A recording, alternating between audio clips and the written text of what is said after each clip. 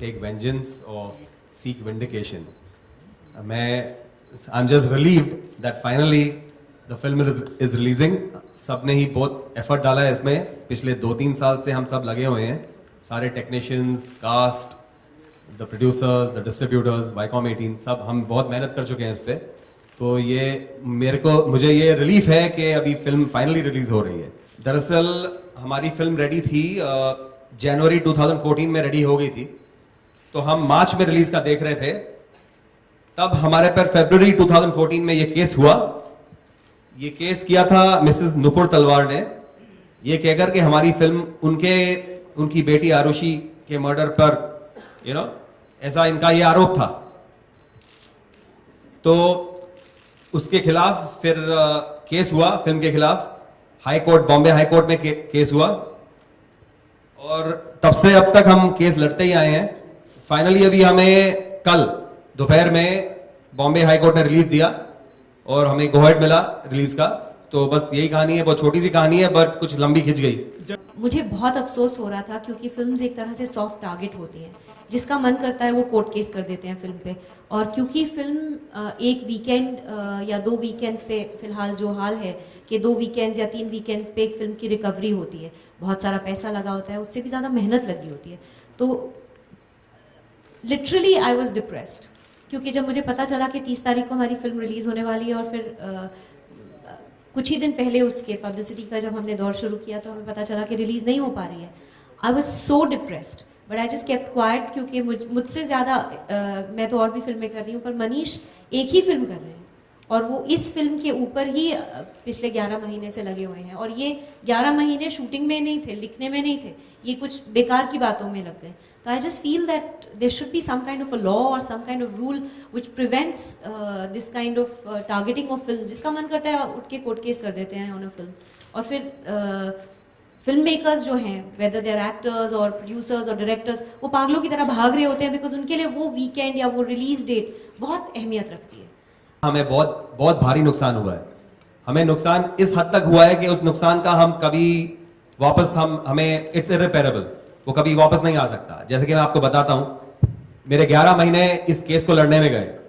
उस दौरान मैंने कोई और काम नहीं किया, मैं और कोई काम कर नहीं सका. अब मेरे जिंदगी का ये 1 साल जो गया है ये मुझे वापस नहीं मिल सकता. चाहे कुछ भी हो जाए, कोई भी कॉम्पनसेशन हो, ये एक साल है जो मेरा टाइम का, वो मुझे वापस नहीं मिल सकता. तो ये इररिपेरेबल है. जो प्रोड्यूसर को और डिस्ट्रीब्यूटर को नुकसान हुआ है वो भी इररिपेरेबल है. मैं आपको समझाता हूं. हमने एक प्लान बनाया था कि हमको एक सर्टेन डेट पे रिलीज करनी है, लेकिन वो हो नहीं पाया, केस की वजह से हो नहीं पाया. फिर हमें पब्लिसिटी फिर से चालू करनी पड़ी. फिर एक नई रिलीज डेट फिक्स हुई.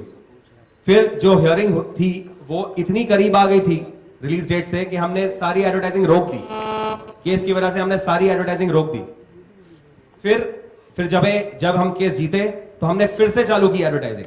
ये करते करते हमारा सारे फंड्स जो थे पब्लिसिटी के वो खत्म हो चुके. तो इससे जो नुकसान हुआ है बहुत ज्यादा भारी, करोड़ों की तादाद में नुकसान हुआ है.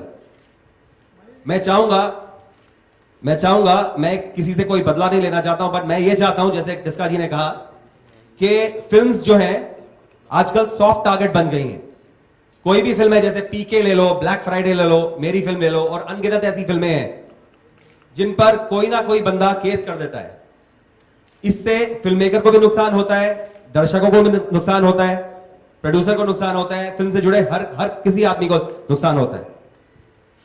जो प्रोड्यूसर्स एसोसिएशंस हैं, हमारी 3 प्रोड्यूसर एसोसिएशंस हैं इंडिया में, हमें मिलकर कुछ ऐसा एक रेगुलेशन बनानी चाहिए कि अगर कोई केस होता है फिल्म पे और अगर उस केस का कोई बेसिस नहीं है तो this should not be allowed. ये अलाउ नहीं होना चाहिए. और अगर कोई करता है ऐसा केस और ये प्रूव होता है कोर्ट में कि उसने गलत केस किया तो उस पर कोई पेनल्टी लगनी चाहिए. इस तरह से फिल्म्स को सॉफ्ट टारगेट नहीं बनाया जाएगा. तो मैं चाहता हूं कि अगर मेरी फिल्म एक उदाहरण बन सकती है कि ऐसा कुछ किसी और फिल्म मेकर के साथ नहीं हो, तो मुझे लगता है कि मेरा बदला मिल चुका होगा.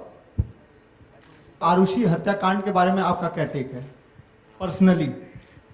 Arushi murder case was something which gripped the entire nation. अब भी अगर लोग उसके बारे में बात करते हैं तो लोगों को एक जानने की जिज्ञासा होती है कि उधर क्या हुआ, क्या था. It's a real life happening जो हमारे सामने हम लोगों की नज़रों के सामने हुई है। आप मीडिया ने इसके बारे में बहुत बातें की हैं, पर एक काल्पनिक कहानी जो मनीष ने लिखी और जो मुझे सुनाई, तो उसका कोई लेना देना नहीं है उससे। कुछ चीज़ें मिल सकती हैं, नहीं भी मिल सकती हैं। I mean I don't know that, मुझे तो नहीं लगा। जिसका पिछले कई टाइम से हम आपको देख रहे हैं, थ्रिलर, मिस्ट्री, भले वो टीवी सीरीज 24 हो, अंकुर अरोड़ा मर्डर केस है, और अब ये रहस्य। तो ये मिस्ट्री और थ्रिलर के साथ जुड़ना मतलब क्या है, इसके पीछे कुछ रीज़न है कुछ? एक्चुअली तारे ज़मीन पर के बाद आई थिंक मैं थोड़ी सी मम्मीफाई हो गई थी। सबने मेरे को एक बहुत ही संजीदा और रोती हुई माँ के रोल में देखा। Frankly that is not me at all. I am quite the opposite, as Manish will tell you. Already उसने हंसना शुरू कर दिया है, क्योंकि उसको पता है कि ये बिल्कुल भी जो पात्र करती है उससे कुछ मिलती जुलती नहीं है।